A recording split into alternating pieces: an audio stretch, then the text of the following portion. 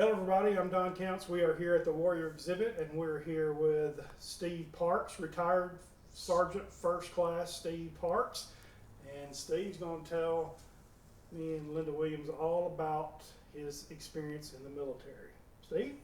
All right, thank you, Don. Thank you, Linda. Well, it all started back when I was working at the jewelry store. I worked up there for 20 years and I worked there from 74 till 94. And all these old guys would come in, World War II, the Vietnam era guys, and they would tell these stories, and I was like, man, that's just, I need to serve my country, because a lot of them really made an impact on me. Of what they did and their stories and what they did. So I felt really a need to serve my country. So in 1987, I made the decision to join the Army National Guard part-time.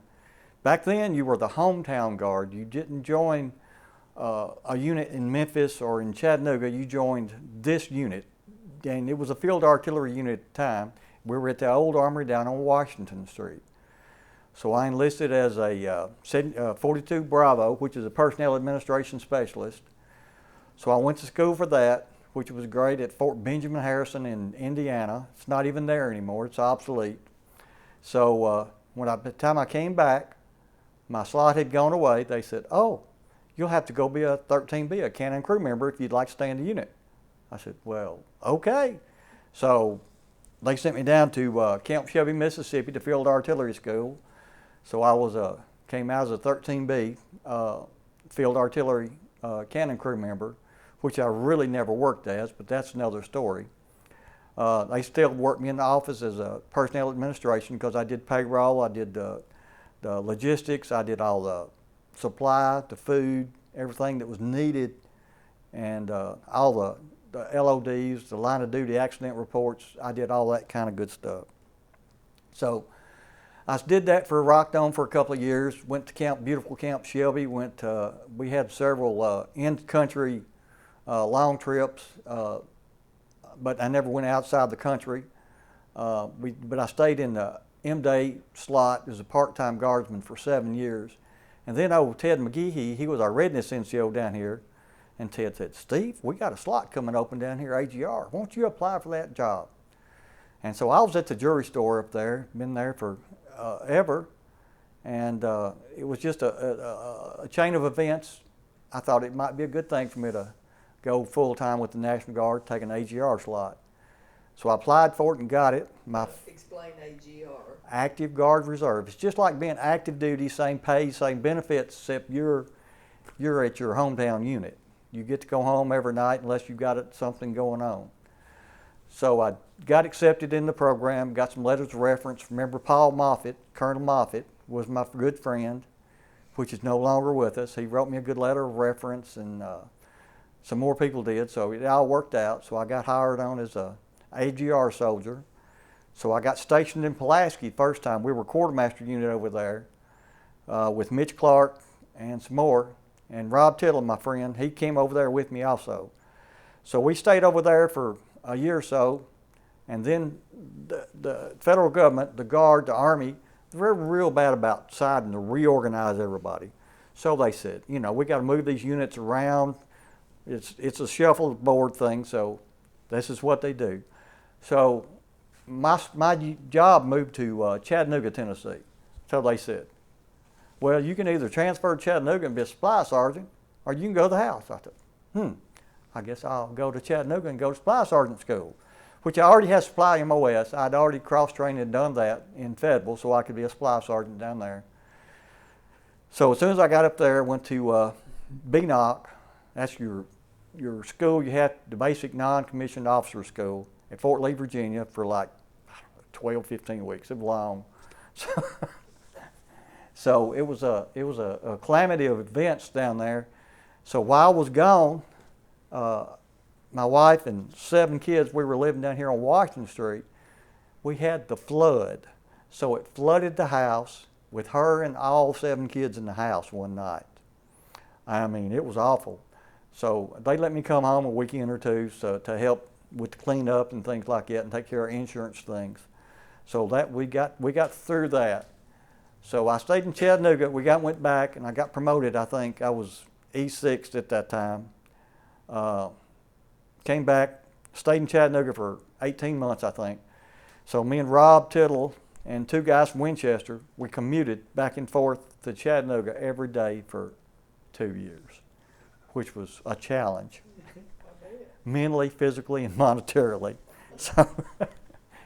So, I'd always wanted to be a recruiter. That was my passion in life, is to be a recruiter with the Army National Guard. So I knew the slot was coming open in Fayetteville. The guy that was retiring that was before me, I'll tell you his name in a minute, escape me just right this second. So I applied for the recruiting job, got me some references, so I got to come back to my hometown to be a recruiter. My dream job. I loved my job. This is the best job to have in the Army National Guard. And I'd get up every morning, put my uniform on. Oh, man, I love my job. Go to work. So they filled me up in, I had Fayetteville and Winchester for a while. I had Fayetteville and Winchester I was in Winchester for a long time. I was in Columbia for a while. I was in Lewisburg for a while, and Tullahoma for a while. So they bounced me around to all these little towns. So I was a pretty successful recruiter. And I got stuck in there for 14 and a half years. So the first 12, I just loved my job. I mean, there was something different every day. I was talking to a different group of students at school, because I had, Lincoln County, Giles County, Richland. That was my main schools back then. So I'd go make speeches, career direction speeches. We had a real good program we put on now. It's obsolete now, but actually I'm still friends with the guy that invented the program. We still talk. He's out of Atlanta, Georgia. So I love my job. I mean, it was high speed. You were running and gunning 24/7. I made Chiefs 50. I didn't make Chiefs 50, but I made senior master recruiter in less than 4 years. So it was a good time to be in recruiting. I got a lot of good trips out of it, and they would throw these challenges out. If you put 24 people in 6 months, you get a trip to Hawaii. I thought, oh, that's good. So I won some good trips, because I was good at my job. I loved my job, and we had a big time doing it. And toward the end there, it got a little rough. The change of command at the headquarters in recruiting decided they didn't want all the older recruiters like my team and a couple of more of us older guys. Of course, we were 45 at the time. They didn't want us at the time. So they decided they wanted these young, high-speed, airborne guys to go into schools. But anyway, that's another story. So anyway, so I tried to get out of recruiting for several years, and because I was kind of burnt out after 14 years. And it's a high-pressure job. If you don't make your mission this month, or if they're going to threaten to fire you, take your pro pay away, it's a high-pressure job. I mean, I had don't tell how many suicides of recruiters that were working with me. And all these guys would volunteer to go to Iraq or Afghanistan because they couldn't take the pressure of being a recruiter. Apparently I was good at this. I said, I'll take care of your area while you go get deployed. So it worked out good. I mean, I was good at what I did. But I stayed in recruiting for 14 and a half years. I enlisted over 325 people. So that was a real good area. I was very successful doing it. So we did that. I was going to talk about some of the things. Yeah, the career direction.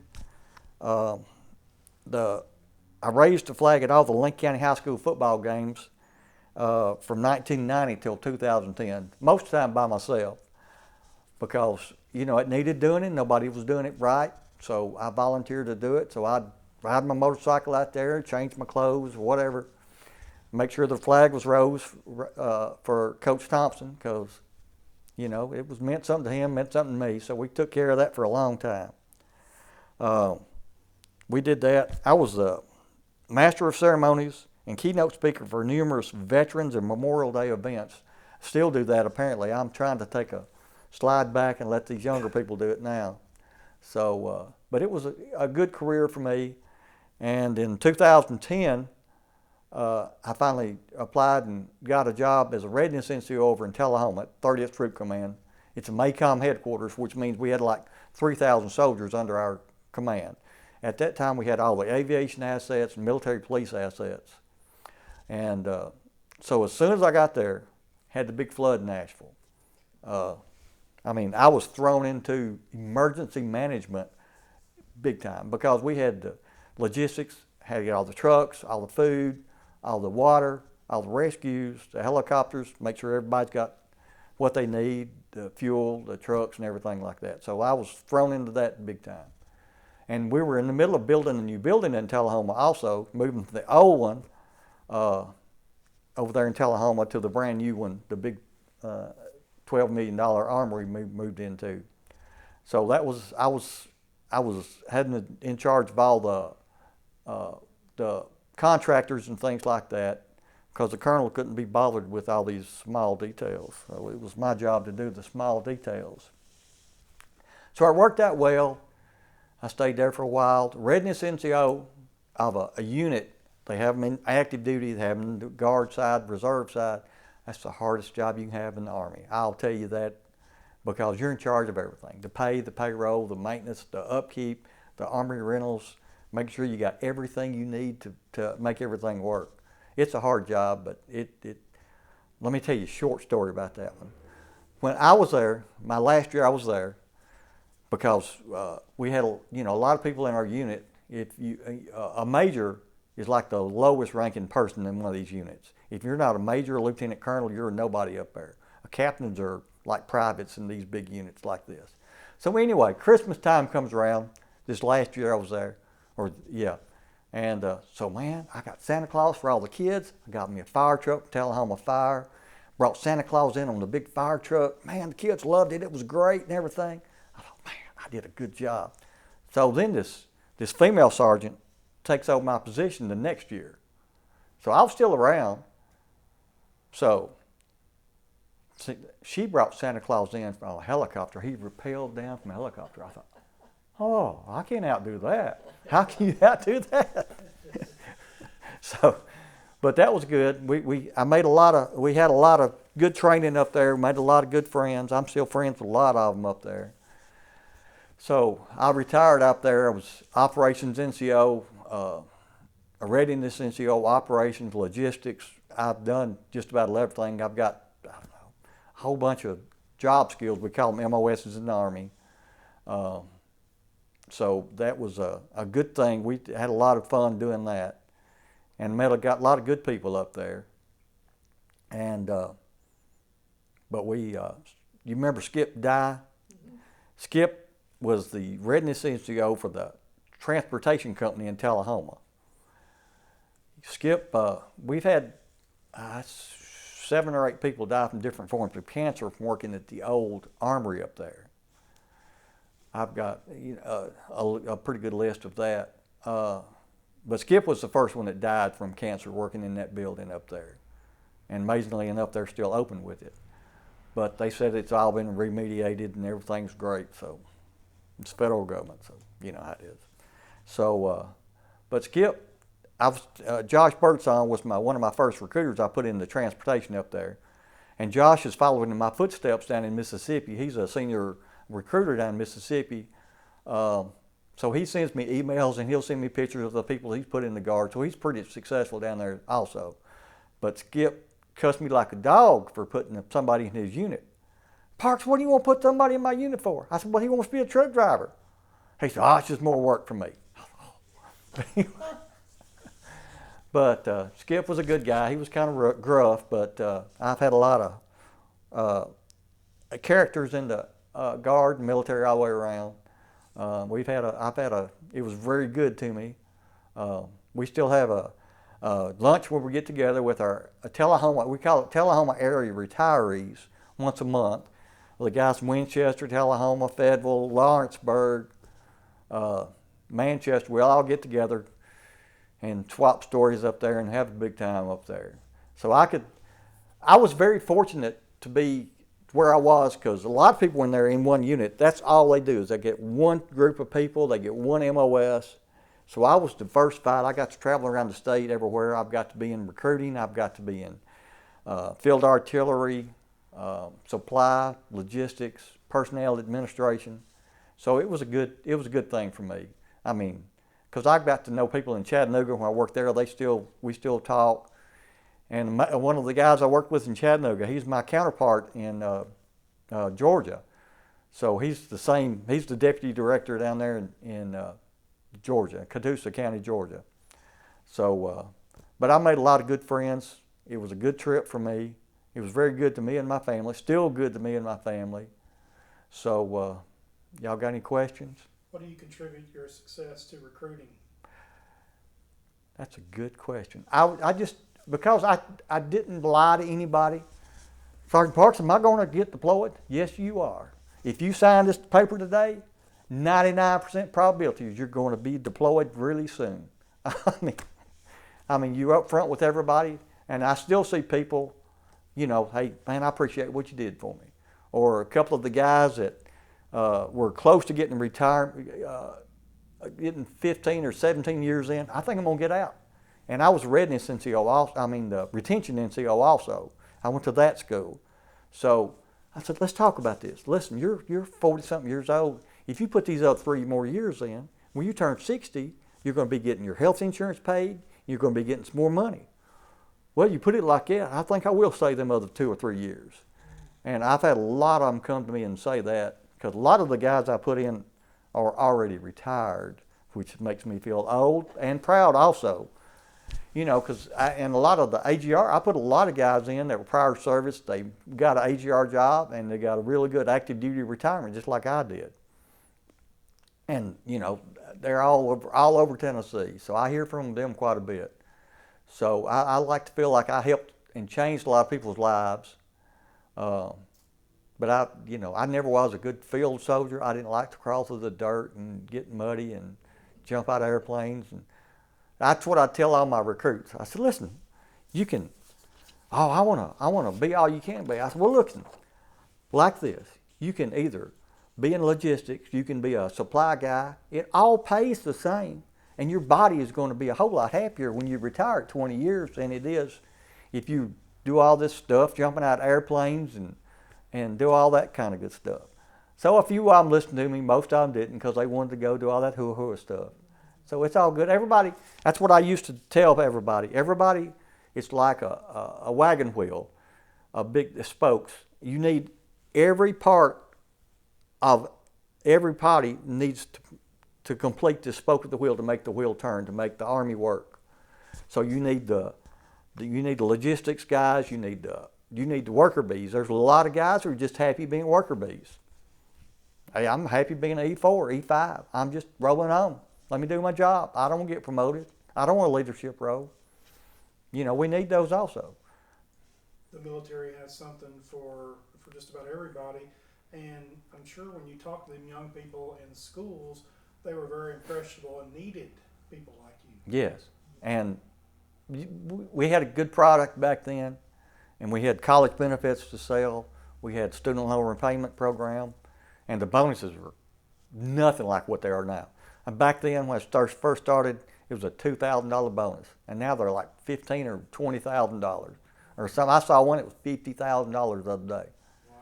But you, in the line of work that you're in now, are using the skills that you went to school for and got through the Sure. service, Mm-hmm. Yeah. Yeah, because I do a lot of the logistics stuff, all the supply stuff. I mean, that was my thing. I love to count numbers and things and make sure everything's where it's supposed to be. Tell everybody what you do now. I'm Deputy Director for the Lincoln County Emergency Management. So I've been here going on 4 years. So it's a pretty good gig. We just built a new building down here where we moved into a new building on Wilson Parkway, 1615 Wilson Parkway. So I think my skills worked out pretty well for it also. Yeah, a lot of logistics and moving an operation like that. Oh yeah, and the personnel issues, you know, that's It's everywhere. Anywhere. That's Yeah. right. That's right. All right, you got anything? No, I believe that's all. Thank Steve you. Parks, thank you for your service. Thank you for what you've done for all the young people, and we appreciate you talking to us today. sure, glad to be here. Thank you, Don. Thank you,